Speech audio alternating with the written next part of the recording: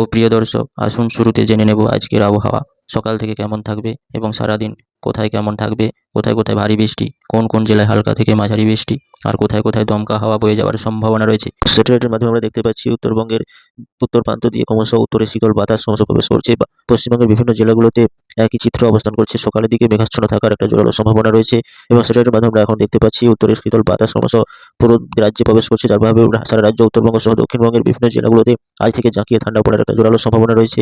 এই মুহূর্তে দেখতে পাচ্ছি কলকাতা সহ তার পার্শ্ববর্তী জেলা এবং উত্তর চব্বিশ পরগনা, দক্ষিণ চব্বিশ পরগনা, হাওড়া, হুগলি এবং দুই মেদিনীপুর এইসব জেলাগুলোতে আজ থেকে কনকনে ঠান্ডা পড়ার একটা সম্ভাবনা রয়েছে। এছাড়া আবহাওয়া দপ্তর সূত্রে জানাচ্ছে মালদা, মুর্শিদাবাদ বা দুর্গাপুর, কৃষ্ণনগর, জামশেদপুর এইসব জেলাগুলোতে কনকনে ঠান্ডা বাতাস ক্রমশ বইতে শুরু করবে এবং সকালের দিকে কুয়াশাচ্ছন্ন থাকার সম্ভাবনা রয়েছে এবং রাতের দিকে ঝাঁকিয়ে ঠান্ডা পড়ার সম্ভাবনা রয়েছে। উত্তরবঙ্গের দিকে আমরা দেখতে পাচ্ছি স্যাটেলাইটের মাধ্যমে গ্যাংটক, শিলিগুড়ি, আলিপুরদুয়ার এইসব জেলাগুলোতে কনকনে ঠান্ডা পড়া শুরু হয়েছে এবং তুষারপাত হওয়ার একটা জোরালো সম্ভাবনা রয়েছে। উত্তর দিনাজপুর, দক্ষিণ দিনাজপুর এইসব জেলাগুলোতে আজ থেকে আরও ঝাঁকিয়ে ঠান্ডা পড়ার সম্ভাবনা জারি করলো আবহাওয়া দপ্তর সূত্রে।